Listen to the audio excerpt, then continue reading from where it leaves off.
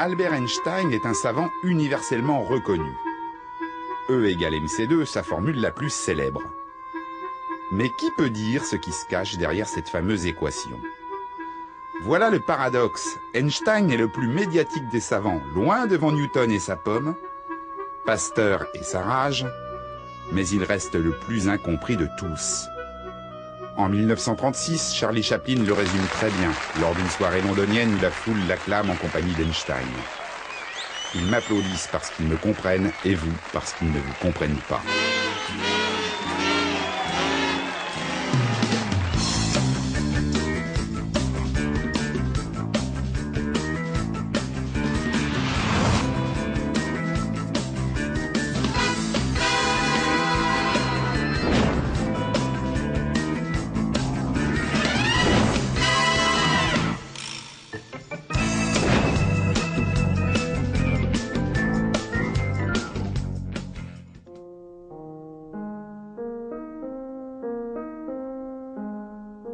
Albert Einstein est né le 14 mars 1879 en Allemagne, à Ulm.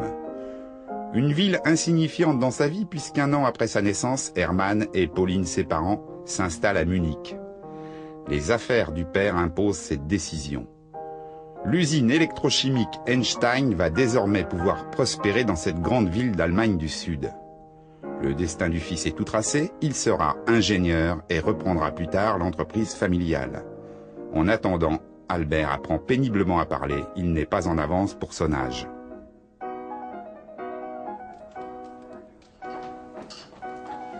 En 1885, Albert a 6 ans quand un événement se produit. Alors qu'il est malade et obligé de garder le lit, un souvenir va le marquer toute sa vie.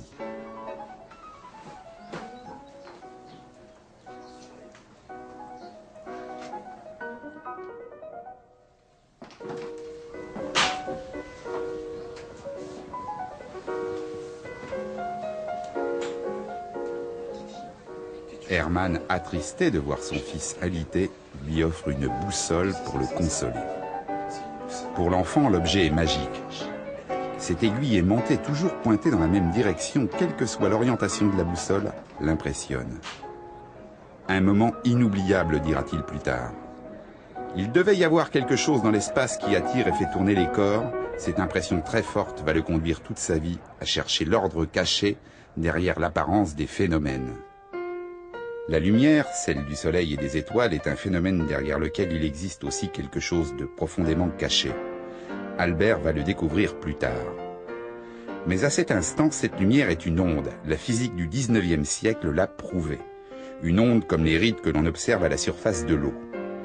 Le son, comme la lumière, est aussi une onde. Un signal périodique qui se propage. Le son et la lumière se propagent dans l'air, comme chacun sait.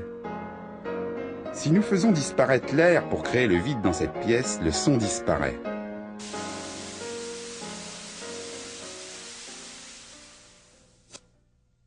La lumière, elle, continue de se propager. Le son qui est une onde ne se propage pas dans le vide, la lumière si. Une raison pour laquelle les physiciens du 19e siècle ne comprennent pas comment cette lumière se propage dans le vide de l'univers. Alors, pour que la lumière traverse le vide de l'espace, les physiciens ont recours à un artifice. Ils imaginent qu'il existe une substance immatérielle pour véhiculer la lumière. Ce concept ainsi créé s'appelle l'éther. L'éther assurerait la propagation de la lumière et lui servirait de support, exactement comme l'eau supporte les rides qui se propagent dessus. Notre planète le traverserait comme un navire l'océan. À cette époque, le principe de l'éther est accepté par la plupart des physiciens. En 1887, 2 Américains, Albert Michelson et Edward Morley, font une expérience destinée à mesurer la vitesse de la lumière dans cet éther. Une expérience fondée sur la loi de composition des vitesses que tout le monde a déjà observée. Par exemple, quand un train avance dans la campagne à la vitesse de 100 km/h, dans l'un des wagons, je lance une boule sur le plancher à la vitesse de 10 km/h dans le sens de la marche. La boule avance en réalité à 110 km/h par rapport au sol. Maintenant, je lance la boule toujours à la même vitesse, mais dans le sens inverse du mouvement du train. Cette fois, ma boule n'avance plus qu'à 90 km/h par rapport au sol. En 1887, Michelson et Morley transposent la loi de composition des vitesses à une toute autre échelle. Comme avec notre boule dans le train, quand un rayon lumineux est émis depuis la Terre, sa vitesse mesurée doit être différente suivant sa direction. Dans un sens, il doit aller plus vite, sa vitesse s'additionne à celle de la Terre, dans l'autre, elle va se soustraire. Une différence mesurable pour l'époque grâce à un curieux dispositif appelé interféromètre, un appareil mis au point par Michelson lui-même. Son expérience consiste à utiliser un interféromètre, c'est-à-dire un système qui divise de la lumière sur une plaque semi-transparente en deux faisceaux, deux bras perpendiculaires, un bras qui, disons, part dans la direction est-ouest et un bras qui part dans la direction nord-sud. Quand la Terre se déplace, un miroir va fuir devant la lumière et l'autre avancer devant la lumière, et donc ils avaient calculé qu'on devrait voir une différence dans le temps de parcours des deux rayons lumineux. Et aux surprises, après avoir fait cette expérience de haute précision, ils ne voient rien. Voilà ce que Michelson et Morley observent. La vitesse de la lumière est la même dans les deux directions, 300 000 km/s. Les deux physiciens sont médusés. La lumière se joue de la physique, elle ne respecte pas la loi de composition des vitesses.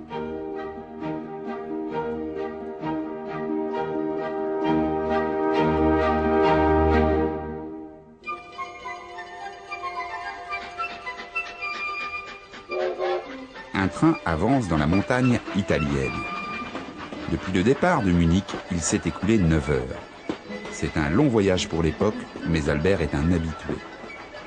Il guette avec impatience l'arrivée prochaine du train en gare de Milan.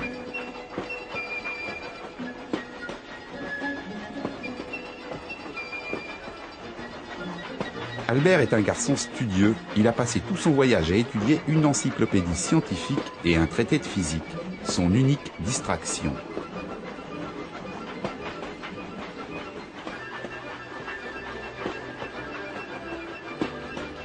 Qu'est-ce que ce garçon de 15 ans fait seul dans le rapide Munich-Milan? À 15 ans, Einstein est un adolescent assez original. Il est lycéen à Munich, dans un établissement où la discipline est militaire quasiment, comme elle l'était dans tous les établissements allemands à cette époque. Il ne supporte pas ça. Il a des dons en mathématiques et en physique. Il se pose des questions qui sont en avance sur son âge et peut-être même en avance sur la formation de ses professeurs. Einstein, lui, il acquiert assez rapidement un niveau, notamment parce qu'il se forme tout seul en lisant les textes des plus grands physiciens de l'époque, notamment dans le domaine de l'électromagnétisme, Maxwell, Hertz et quelques autres. Et donc il a une espèce d'indépendance d'esprit, y compris dans les matières qu'on lui enseigne, qui le rend différent de tous ses camarades. En revanche, dans d'autres disciplines qui l'intéressent moins, les langues anciennes, qu'il rechigne à apprendre par cœur, et quelques autres, il se révèle plutôt un élève médiocre. Ses rapports s'enveniment avec les professeurs. Lors d'un cours de grec, ils s'entendirent. Einstein, vous n'arriverez jamais à rien. C'est la goutte d'eau qui fait déborder le vase. Il décide de plaquer le gymnasium pour rejoindre ses parents, établis désormais à Milan. Pour pouvoir quitter le lycée, il va solliciter l'aide d'un médecin qui lui fait un certificat déclarant que le jeune Einstein est en dépression nerveuse, en neurasthénie. Et c'est ce qui lui permet de quitter sans trop de dommages le lycée de Munich et de rejoindre ses parents, qui sont catastrophés de le voir arriver. Il a interrompu ses études, il n'a pas le bac, il ne peut pas rentrer à l'université alors qu'il prétend vouloir devenir scientifique. En cette fin de 19e siècle, la lumière, toujours elle, joue un tour de plus aux physiciens. Cette fois, le problème se situe à la frontière de deux mondes, celui de la matière et celui du rayonnement qui s'en dégage quand un corps est chauffé. Quand on chauffe un barreau de métal, il se passe la chose suivante. Le barreau de métal commence par émettre de l'énergie, de la lumière, mais cette lumière n'est pas visible à l'œil nu. Elle est ce qu'on appelle dans l'infrarouge. Et puis quand on chauffe progressivement à plus haute température, on commence à voir du rouge, un rouge profond, puis un rouge plus brillant. Ça tourne ensuite au jaune, et puis après ça devient au-delà du rayonnement qu'on peut voir à l'œil nu, ça s'appelle le rayonnement ultraviolet. Les physiciens de cette époque n'arrivaient pas à mettre en équation ce simple phénomène de changement de couleur de la lumière émise par un corps qui est chauffé à haute température.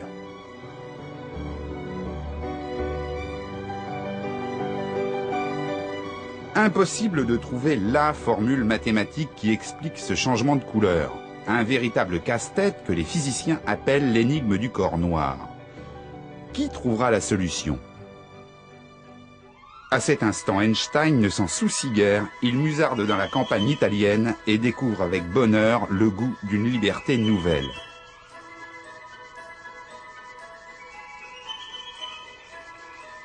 Albert a retrouvé sa famille à laquelle il vient d'annoncer sa décision de devenir professeur et d'abandonner ses études en Allemagne. Hermann, son père, et sa mère Pauline sont consternés. Les mauvaises nouvelles s'enchaînent, les affaires du père, qui dirige désormais une fabrique d'appareils électriques en Italie, périclitent. Hermann voyait en son fils un futur ingénieur susceptible de redresser sa société. Mais les parents ne sont pas au bout de leur surprise. Albert a pris une autre décision. Pour fuir le service militaire, il veut renoncer à la nationalité allemande. L'adolescent est ailleurs dans sa tête. Il sait déjà accaparer les mystères de la physique de l'époque et ses réflexions le transportent encore plus loin. Einstein a un oncle qui a une formation scientifique et qui va aider Einstein à apprendre des choses en matière de physique, par exemple. Il va discuter avec lui. Et Einstein lui écrit une lettre alors qu'il a 16 ans à propos de la question de la propagation de la lumière. Einstein se posait la question suivante. Que se passe-t-il si je suis à cheval sur un rayon de lumière? Est-ce qu'un observateur qui va à la vitesse de la lumière est capable de voir de la lumière partir de son propre référentiel?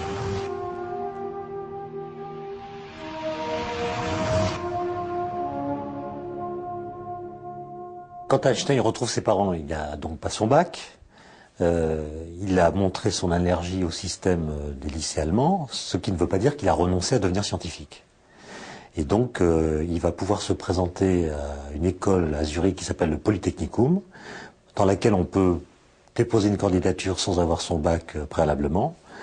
Et Einstein se présente une première fois, il est recalé parce qu'il est trop jeune, il n'a pas tout à fait le niveau, mais les examinateurs voient qu'il s'agit de quelqu'un d'exceptionnel et l'incitent à se représenter l'année suivante. Et là, il va passer une année dans un lycée à Aarau pour se former et pouvoir se présenter une deuxième fois avec succès au Polytechnicum.